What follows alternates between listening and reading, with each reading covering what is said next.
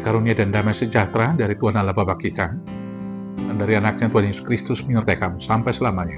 Amin. Selamat hari Minggu Bapak Ibu Saudaraku yang terkasih dalam Yesus. Dengarkanlah firman Tuhan hari ini dari Mazmur 97 ayat 1 sampai dengan ayat 12. Demikianlah firman Tuhan. Tuhan adalah Raja, biarlah bumi bersorak-sorak, biarlah banyak pulau bersuka cita. Awan dan kekelaman ada sekeliling Dia. Keadilan dan hukum adalah tumpuan tahtanya. Api menjalar di hadapannya dan menghanguskan para lawannya sekeliling. Kilat-kilatnya menerangi dunia. Bumi melihatnya dan gemetar.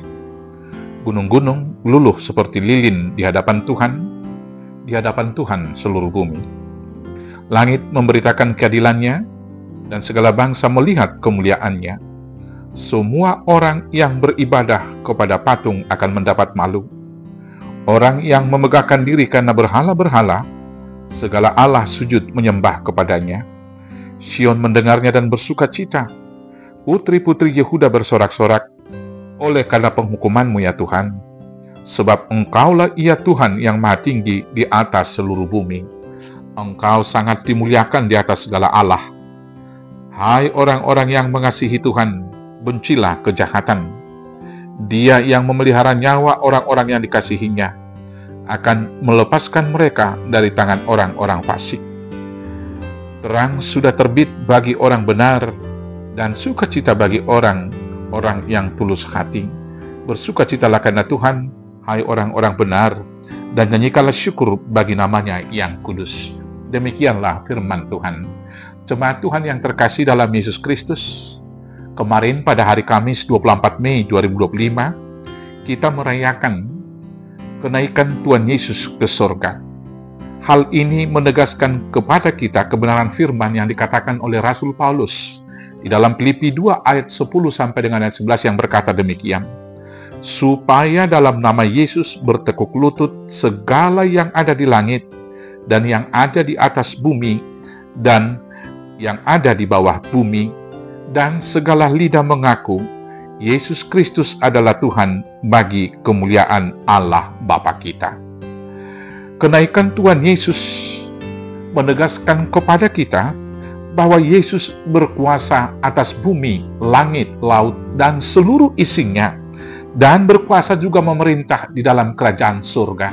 Dan tidak satu kuasa pun di bumi yang tidak bertekuk lutut menyembah di hadapan Yesus. Dan tidak satu lidah pun yang dapat menyangkal selain daripada mengakui bahwa Yesus Kristus adalah Tuhan bagi kemuliaan Allah Bapanya. Inilah kemudian yang harus kita sorak-soraikan. Inilah yang kemudian kita saksikan di dalam kehidupan kita. Setelah mengingat Tuhan Yesus naik ke surga, menyediakan tempat bagi kita.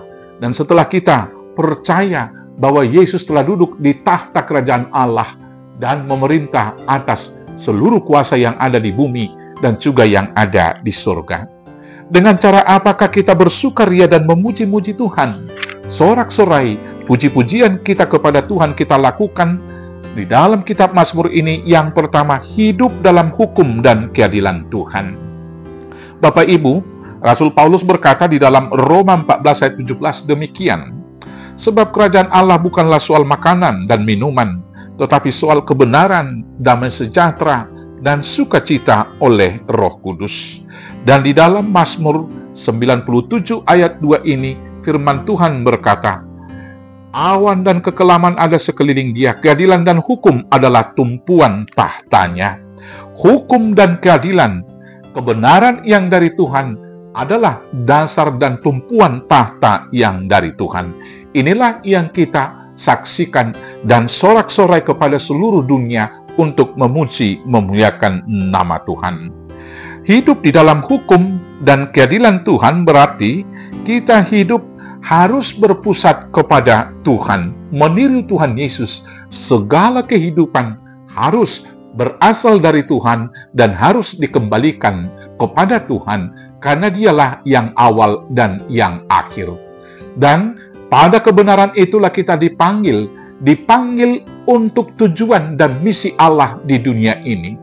dan kemudian menjalani kehidupan dari sudut pandang Allah, dan kemudian tujuan akhir dari kehidupan itu adalah supaya kita masuk kepada kerajaan dan mendapat mahkota kehidupan. Hidup harus berpusat kepada Tuhan. Tantangan manusia modern sekarang adalah hidup berpusat kepada dirinya sendiri. Maka dalam menjalani kehidupan, segala sesuatu dilandaskan berdasarkan keinginannya yang tidak pernah terpuaskan. Maka karena memusatkan hidup kepada diri sendiri dan dipandu oleh keinginan, sering sekali manusia-manusia yang serakah itu melanggar kebenaran hukum Tuhan. Tetapi sama seperti Tuhan Yesus, yang senantiasa memusatkan hidupnya kepada Tuhan, Dia mau menyangkal keinginannya demi kebenaran Tuhan.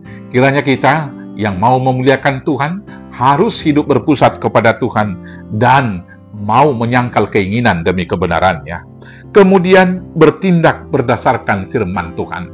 Tindakan yang kita lakukan harus berdasar firman Tuhan, bukan sekali lagi berdasar keinginan kita atau kebenaran dunia. Karena kebenaran dunia seperti berulang-ulang saya khotbahkan selalu bergeser sesuai dengan kemajuan masyarakatnya dan keinginan manusia yang tidak terbatas. Tetapi segala sesuatu itu harus kita ukur dengan kebenaran Tuhan, karena firman Tuhanlah kebenaran yang hakiki. Yang kemudian memuliakan Tuhan dengan cara rendah hati. Saudara-saudaraku yang terkasih, godaan iblis yang pertama kepada Adam dan Hawa adalah yaitu tawaran untuk sama dengan Tuhan. Dan keinginan manusia secara umum adalah ingin lebih dari kondisi yang sekarang ini, ingin lebih dari keadaan yang ada sekarang ini. Maka manusia berlomba-lomba lebih daripada orang-orang lain, berlomba lebih pintar, berlomba lebih kaya, berlomba lebih berkuasa, berlomba lebih daripada semuanya. Dan setelah mendapat kelebihan, manusia kemudian jatuh kepada kesombongan. Dan kesombongan itu kemudian membuat dia jatuh dan lupa untuk mengabdi memuliakan Tuhan, karena dia tanpa sadar mau memasyurkan diri sendiri dan mempertuhankan diri sendiri. Tetapi kalau kita mau bersorak-sorai dan mau bertelut di hadapan Tuhan dan mengaku Tuhan adalah Raja, maka apapun yang sudah kita terima sekarang ini, baik harta, jabatan, dan juga pangkat yang tinggi, harus kita aminkan itu sebagai pemberian Tuhan. Dan ketika kita kaya, ketika punya jabatan dan punya kuasa yang tinggi, harus tetap rendah hati dan memakai semuanya itu menjadi persembahan untuk kemuliaan Tuhan. Dan yang kemudian, kita memuliakan Tuhan di dalam hukum dan keadilannya adalah hidup setia sampai mati. Manusia sering sekali berubah-ubah, sering sekali diombang-ambingkan oleh keadaan. Ketika susah, dia mau setia memuji Tuhan dan sangat dekat dalam doa-doa dan permohonannya. Tetapi ketika bersuka cita, ada saja manusia yang lupa bahwa akal dan semua akar daripada semua yang dia punya sekarang ini adalah pemberian Tuhan. Maka karena itu, dalam segala situasi, dalam susah dan senang, ketika kaya dan miskin, ketika menjadi rakyat jelata atau pejabat tinggi, kita harus setia sampai mati dan Tuhan akan memberikan mahkota kehidupan. Yang kemudian memuji-muji Tuhan dalam hidup di dalam keadilannya adalah kita harus menuruti keadilan yang dilakukan Tuhan. Keadilan yang dilakukan oleh Tuhan adalah Allah mau menebus kita dari dosa, di mana kita kemudian diberikan kemuliaan Allah yang sudah hilang karena dosa-dosa kita. Itulah keadilan Allah yang dinyatakan dalam pengampunan dan pemulihan. Maka karena Allah mengampuni kita, memulihkan kita kembali, menjadi manusia yang seturut dengan gambar dan rupa Allah dalam hidup yang baru melalui baptisan di dalam Kristus, maka kita juga kalau mau bertindak adil, harus melakukan keadilan Tuhan kepada sesama kita dengan mau mengampuni sesama kita dan memulihkan sesama kita dalam kesalahan dan juga dalam tindakan-tindakan yang tidak disengaja atau mungkin tidak diketahuinya. Karena Allah memberi pengampunan kepada kita, maka kita wajib mengampuni sesama. Hukum yang luar biasa yang diberikan oleh Tuhan Yesus, mari saya bacakan untuk kita dari Matius 7 ayat 12 dikatakan demikian. Segala sesuatu yang kamu kehendaki supaya orang perbuat kepadamu, Perbuatlah demikian juga kepada mereka. Itulah isi seluruh hukum Taurat dan kitab para nabi. Yang kemudian Bapak Ibu Saudaraku, kalau kita mengaku bahwa Tuhan Yesus adalah Raja dan Tuhan dari segala Tuhan, jangan pernah beribadah kepada patung atau ilah-ilah yang lain. Di ayat 7 dalam firman ini dikatakan demikian, semua orang yang beribadah kepada patung akan mendapat malu. Bapak Ibu Saudaraku yang terkasih dalam Yesus Kristus, dalam Midras orang Yahudi atau cerita-cerita rakyat, diceritakan bahwa pada masa mudanya, Abraham ikut bersama dengan ayahnya Tara menjual patung. Pada suatu saat, ada seorang pembeli, seorang bapak-bapak separuh baya. Dia datang dan pada waktu itu Tara mungkin di belakang sedang bekerja, dan kemudian Abraham yang melayani. Kemudian Abraham bertanya kepada si bapak yang mau membeli sebuah patung, "Bapak umurnya berapa?" Si bapak tersebut menjawab 50 tahun. Maka kemudian Abraham bertanya kepada dia, "Kenapa Bapak mau menyembah dan mau membeli patung yang baru selesai dibuat hanya berumur kurang lebih daripada 1 tahun?" Saudaraku yang terkasih, si bapak yang mau membeli patung tersebut kemudian berbalik dan tidak jadi membeli.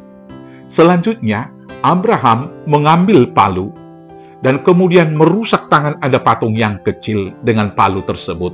Dan setelah itu, palu itu kemudian ditaruh di tangan patung yang lebih besar. Ketika Tara datang ke tempat itu, dan Tara bertanya kepada Abraham, "Siapakah yang merusak patung yang kecil ini?" Abraham menjawab, "Ini dia patung yang besar ini yang merusaknya." Maka kemudian Tara berkata kepada dia, "Bagaimana mungkin patung yang tidak bisa bergerak ini merusak patung yang kecil?" Maka Abraham mengatakan, "Kalau begitu, kenapa engkau menjual patung kepada orang?" Saudaraku yang terkasih dalam Yesus Kristus, itu mungkin hanya midras, cerita-cerita rakyat Yahudi, tetapi kenyataannya memang demikian. Alangkah malangnya dan bodohnya seorang manusia menyembah patung yang diciptakan oleh tangan manusia, yang tidak dapat bergeser kemanapun kalau bukan manusia yang menggesernya. Alangkah bodohnya kita mau menyembah patung yang diciptakan oleh manusia dan umur patung itu mungkin hanya berusia 10-15 tahun, sementara kita sudah 50, 60, 70, dan mungkin ada yang sudah mau meninggalkan dunia ini. Alangkah bodohnya kita memohon sesuatu, permohonan kepada patung yang tidak dapat mendengar dan tidak dapat berkata-kata dengan mulutnya. Saudara-saudaraku, mari kita tinggalkan berhala-berhala yang demikian. Tetapi ada hal berhala modern yang sangat luar biasa dan berbahaya merusak iman orang percaya pada saat ini, yaitu akal pikiran manusia. Banyak manusia modern sekarang ini karena bersandar kepada akal pikirannya sendiri, kemudian mempertuhankan pikirannya, mempertuhankan dirinya, dan menjadi ateis.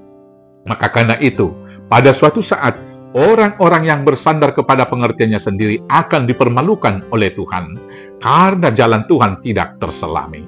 Karena itu kita mau memuliakan Tuhan, mari kita menyembah Tuhan dengan sesungguhnya seperti yang dikatakan dalam Amsal 3 ayat 5. Percayalah kepada Tuhan dengan segenap hatimu dan jangan bersandar kepada pengertianmu sendiri. Yang kemudian cara kita memuji, memuliakan Tuhan, bersorak-sorak memuliakannya adalah membenci kejahatan. Anak-anak Tuhan adalah anak terang yang tentu tidak dapat bersatu dan berkompromi dengan kegelapan.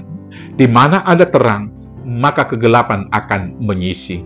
Kalau kita percaya kepada Tuhan dan melakukan firman Tuhan, maka kita tidak boleh tawar-menawar dan kompromistis dengan dosa.